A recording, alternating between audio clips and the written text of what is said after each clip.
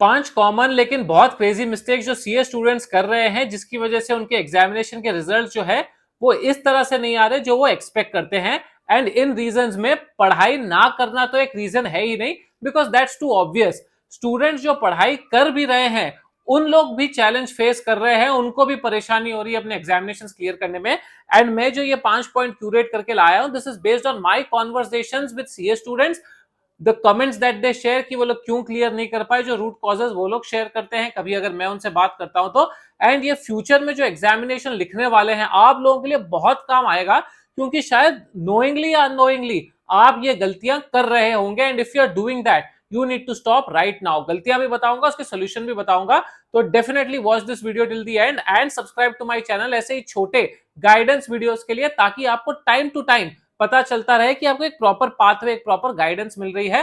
And जो भी non study related preparation mistakes करते हैं हम, वो आप लोग ना करें। It plays a very important role in clearing these examinations. विश्वास नहीं होता तो नवंबर के जो स्टूडेंट्स थे उनके काफी सारे मेरे वीडियोस पे कमेंट्स है और लिंक्डइन पे मेरे टैग्स किए हुए हैं कि कैसे अपना माइंडसेट को सही रख के students were able to write their papers well. I am not saying कि मेरी वजह से क्लियर कर लिया examination, but then it played a really important part.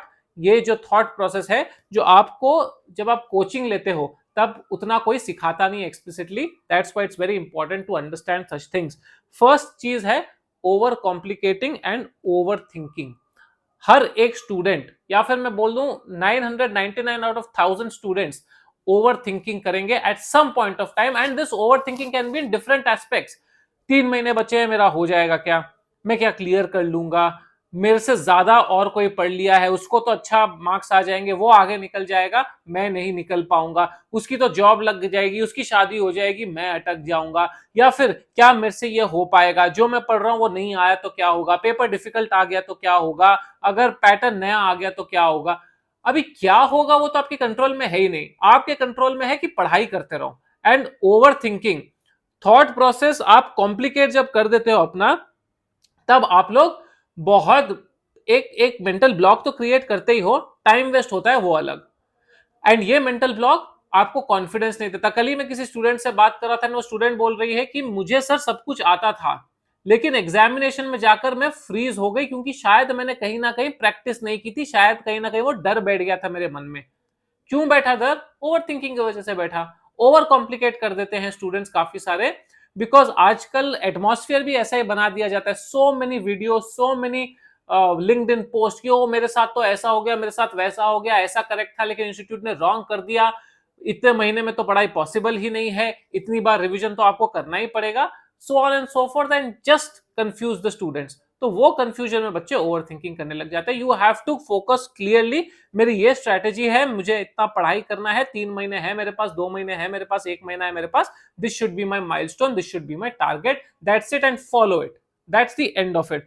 Second, not understanding what ICI expects. Exam oriented preparation करनी है अपने को।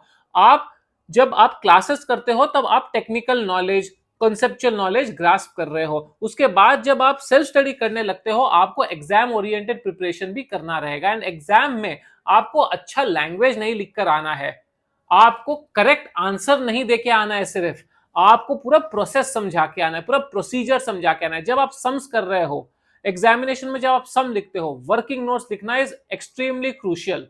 Your final answer doesn't matter, your steps matter. अगर आपके 10 में से 9 स्टेप करेक्ट है और फाइनल आंसर रॉन्ग भी है तो भी आपको 9 स्टेप्स के मार्क्स मिलेंगे। एंड अगर आपका फाइनल आंसर करेक्ट भी है लेकिन 9 स्टेप गलत है, आपने 9 स्टेप्स दिखाया ही नहीं कि आप कैसे आंसर पे रीच किए हो, आपको एक भी मार्क ठीक से नहीं मिलेगा। You have to do exam oriented preparation. Sir मैंने तो आंसर सही लिख कर आया, मैं जो कॉन्सेप्ट लिखा वो तो सही था, ठीक है, वेरी गुड, सही तो था, लेकिन क्वेश्चन तो और कुछ पूछ रहा था। आपने जो लिखा है वो करेक्ट लिखा है, बट क्वेश्चन ने तो वो पूछा ही नहीं, क्योंकि हमने उस थॉट प्रोसेस से प्रैक्टिस ही नहीं की कि कॉन्सेप्ट तो पढ़ना है लेकिन क्वेश्चन को इंटरप्रेट करना भी आना चाहिए। जब आप प्रैक्टिस करते हो, जब आप previous year question paper solve करते हो, try to first read the question, understand and interpret, and then जाकर सजेस्टेड आंसर से देखो कि आपकी इंटरप्रिटेशन सही है या नहीं। एग्जाम ओरिएंटेड प्रिपरेशन, जब हमको पता है कि आजकल लेंदी पेपर्स आ रहे हैं तो लिख कर प्रैक्टिस करो ना। जब हमको पता है कि इंस्टीट्यूट एनालिटिकल टेक्निकल चीजें पूछ रही है तो पढ़ाई भी उसी हिसाब से करो ना। We know what the trend is, we know what the pattern is, we know what the focus of institute is. So then why can't we prepare ourselves from that? Sir लेंदी पेपर आ गया, 6 बार से लेंदी paper आ रहा है। आप मेरी पिछले 5 attempt की वीडियोस उठाकर देख लो, हर एक अटेम्प्ट में मैंने बोला है कि पेपर लेंदी आएगा, आप लोग लिखने की प्रैक्टिस करो। बिकॉज बच्चों को आंसर पूरा आता है, कॉन्सेप्ट पूरे आते हैं, लेकिन 80 मार्क का ही अटेम्प्ट कर पा रहे, 75 मार्क्स का ही अटेम्प्ट कर पा रहे हैं, क्योंकि राइटिंग प्रैक्टिस नहीं है। तो एग्जाम ओरिएंटेड प्रिपरेशन करो, that's extremely important. Getting misguided by YouTubers, teachers, I am very sorry to say this, and शायद बहुत सारे स्टूडेंट्स को अजीब भी लगे, कोई टीचर्स को यूट्यूबर्स देखते हैं तो उनको भी शायद अजीब लगे, but let me be very honest with you, जितना फोमो, जितना कंफ्यूजन अलग अलग यूट्यूबर्स, अलग अलग ट्यूटर्स क्रिएट करते हैं, उतना कोई नहीं कर रहा। इसमें पार्शियली स्टूडेंट्स की भी प्रॉब्लम है, क्योंकि वो 50 लोगों को रिफर करते हैं। Now there are people who themselves have cleared examination in 10 attempts, 5 attempts, 8 attempts, and they are saying rank कैसे लाना है। भाई ज्ञान नहीं बांटना है ना स्टूडेंट्स को, आपको प्रैक्टिकली बताना है। मैं रैंक नहीं लेके आया, तो मैं रैंक की कभी भी, मेरे चैनल पर आप देखो, एक भी आपको शायद वीडियो नहीं मिलेगी कि how to get a rank. एक आधी शायद मैंने शुरू में बनाई थी, उसमें भी मैंने ये बताया था कि मेरे एक दोस्त को रैंक आया है, उसने क्या किया, वो एक्सपीरियंस मैंने आपके साथ शेयर किया है। मैं कभी भी वीडियोस नहीं बनाता कि रैंक कैसे आना है आपको। मैं इनफैक्ट ये वीडियो भी बहुत रेयरली बनाता हूं कि फर्स्ट अटेम्प्ट में पास कैसे होना है, क्योंकि मैं खुद नहीं हुआ यार, आप लोगों को ज्ञान कैसे बांटूं। लेकिन हाँ, एक एक ग्रुप करके एक एक अटेम्प्ट में मैं पास हुआ, वो ज्ञान मैं आपको बांट सकता हूं। या चलो एक ग्रुप एक बार में कैसे क्लियर करना है आप लोगों को, there are some generic points which I can still share.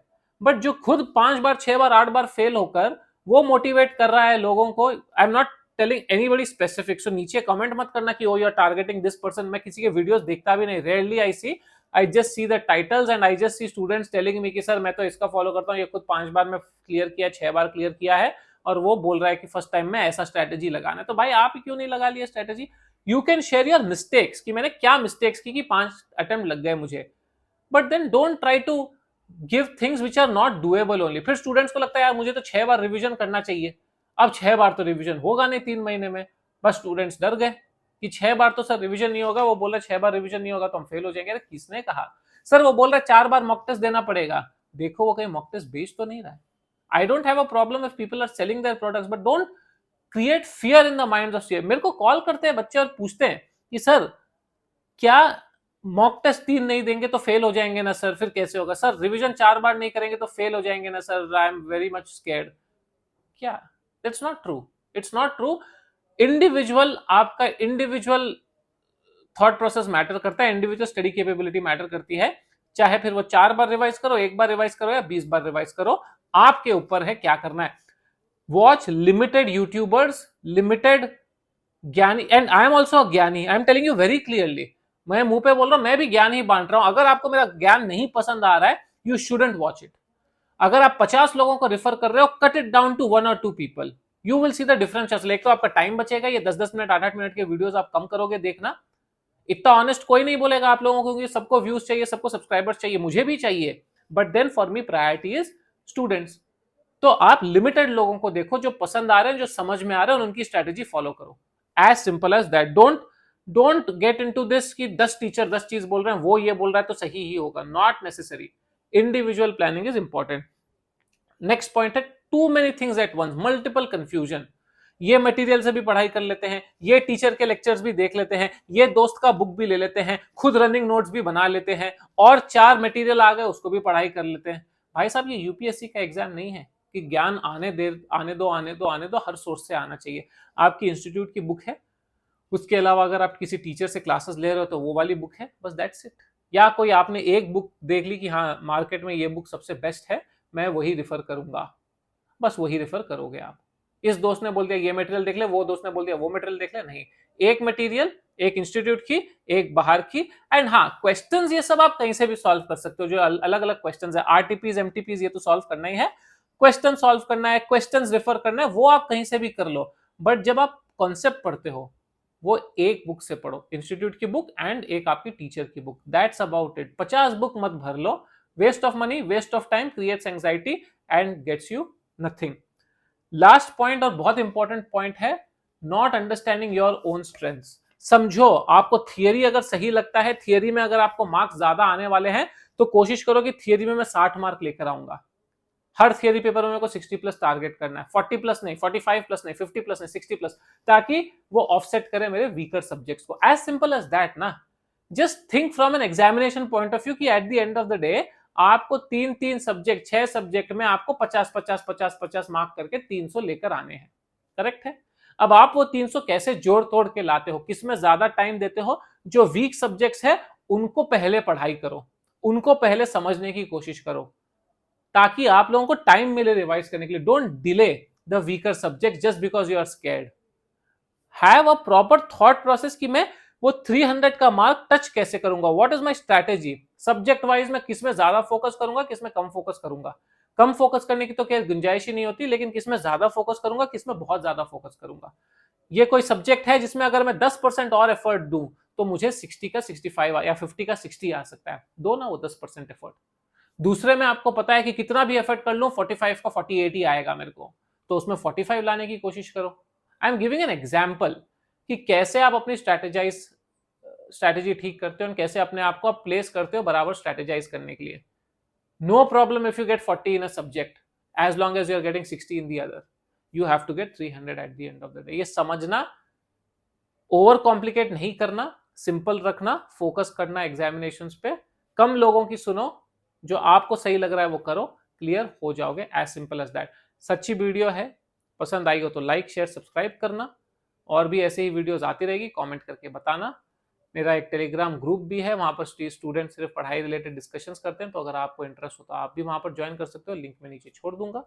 बाकी तो भाई चलता रहेगा ये सब, मैं आपके लिए छोटे वीडियोस ऐसे हेल्पफुल लेकर आता रहूंगा। Thank you so much for watching, all the very